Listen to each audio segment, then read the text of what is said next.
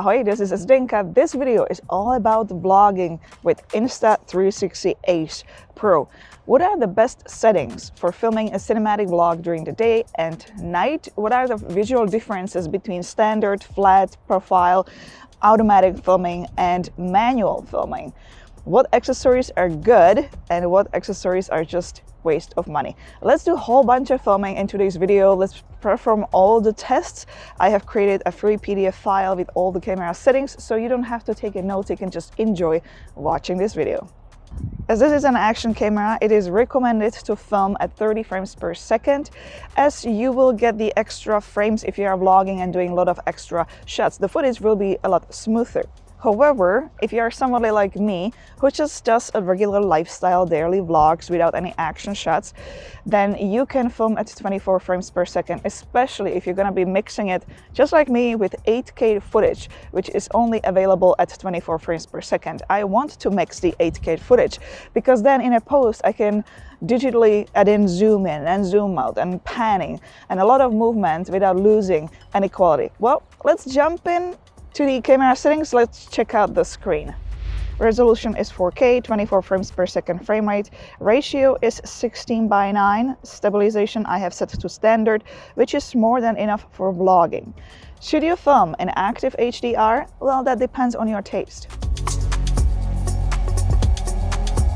Here is a side-by-side picture with HDR off and HDR on.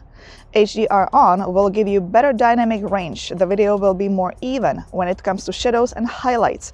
However, if you prefer a more natural look, HDR off, it is for you. Action cameras usually give you the distorted wide look, so to avoid that, select the de-warp angle that has a wide field of view but has only minor distortions. I'm not using de-warp right now. I'm using the ultra wide angle, so you can see that the edges around me are kind of distorted. The buildings are definitely not straight.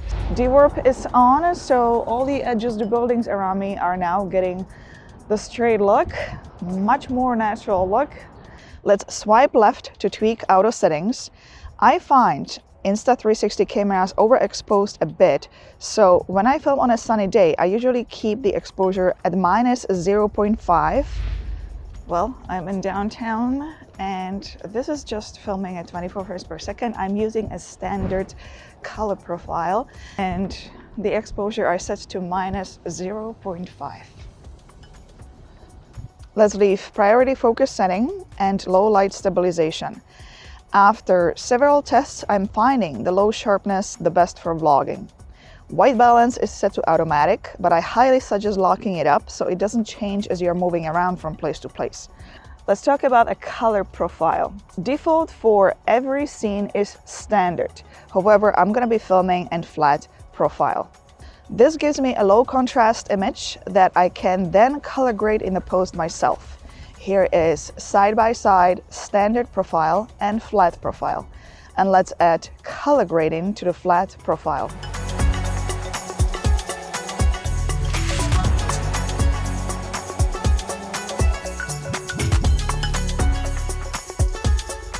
Should you film in manual mode? I'm finding the camera to be very good in automatic mode already. You're watching the whole time footage filmed in automatic mode, but if you really want to film in manual mode and want the sweet motion blur, here is a set of Freewell ND filters. There are ND8, 16 and 32.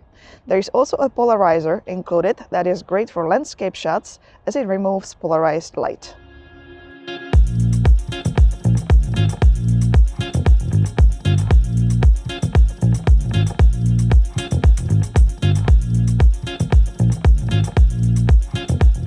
How do you set manual mode?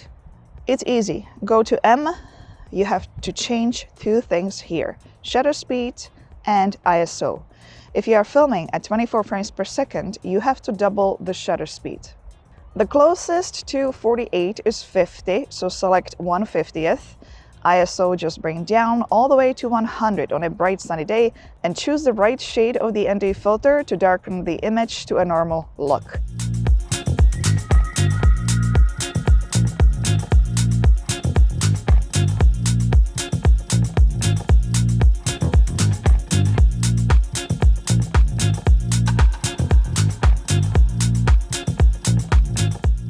I would like to mention one thing. When I was filming there with manual filters, the ND32 for such a light conditions here, bright sunny day at 24 frames per second was not enough. So I had to switch to filming in 60 frames per second. Shutter speed was 120th, and I lowered the ND filter to 16. So this is just what I'm finding as I'm filming right now.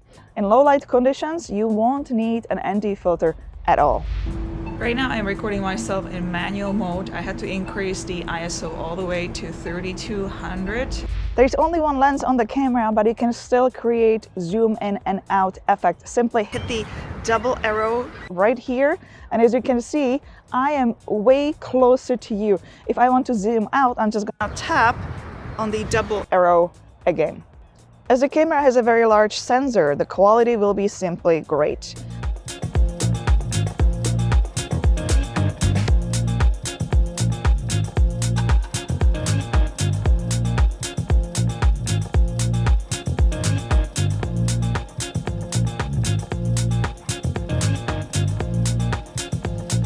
Another option would be filming a few clips in 8K. Once you bring it to your editing software, I'm just using CapCut here, you can zoom in and out with the help of keyframes.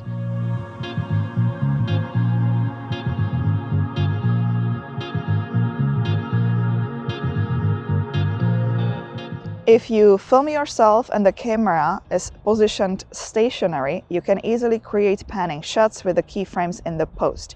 8K gives you large files. You can easily crop, move it around. You can do anything with it. A few weeks ago, I published in-depth guide or tutorial how to use this camera. I'm gonna link it below for those interested. Everything is linked there, the PDF file, accessories, you'll find everything there. Many of you asked what is better, if the invisible selfie stick or the universal mount. Well, this is how I see it. For general vlogging though, I like the universal mount better. I'm also using a quick release with it. First of all, the grip is more comfortable. You can extend it, position it in a height you want.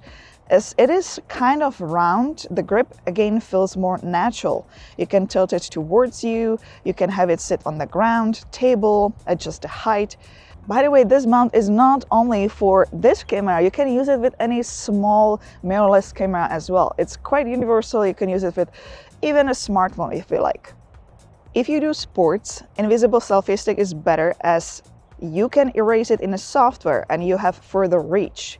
I have changed the universal mount to invisible selfie stick, so now if I'm gonna upload the video to Insta360 app, I should be able to erase the selfie stick from the shot. So I'm sure that you are not seeing anything now. Let's keep moving. So right now my settings on the camera are color profile is a flat.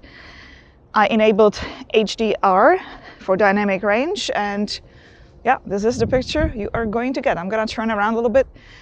So the sun is straight up on me and I'm gonna turn away against the sun. So we'll see how the picture is going to change.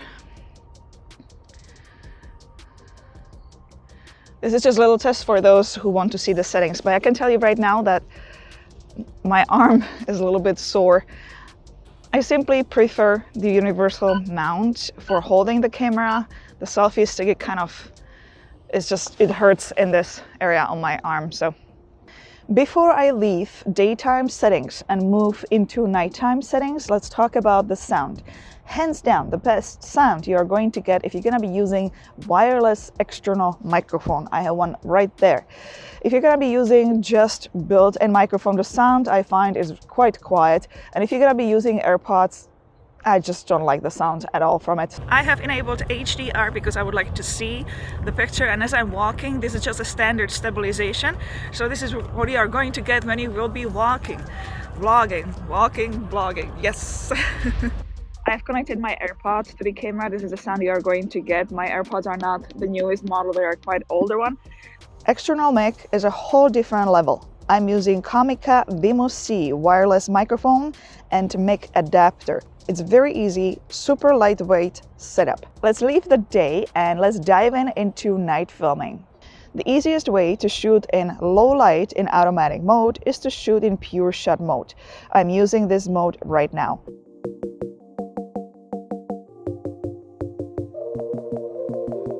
So this would be the video you're gonna get in pure shot mode. I'm at the same location I was filming during the day, but right now it's light. I'm getting a lot of light sources from street lamps. Let me quickly show you the pure shot mode's settings.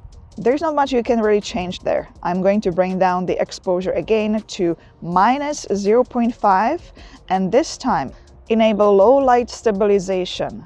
Pure shot is automatic mode to mainly help in low light conditions. I would like to, however, see the difference between this mode and filming in a manual mode. Let's change the settings. My settings are the same as during the day, except I am not going to use an ND filter, and I will increase the ISO. So this is the look you're going to get if you're going to be filming in manual mode. I see that I still have the face priority tracking. Stabilization should be pretty good, and the light should be good as well. I'm getting a lot of light sources again from window shops, street lamps, and all that. What do you guys think? Let me know in the comments below. Well, give it a thumbs up if you liked today's video, subscribe for more, and don't forget to check out one of these next. See you in the next one. Ciao, ahoj.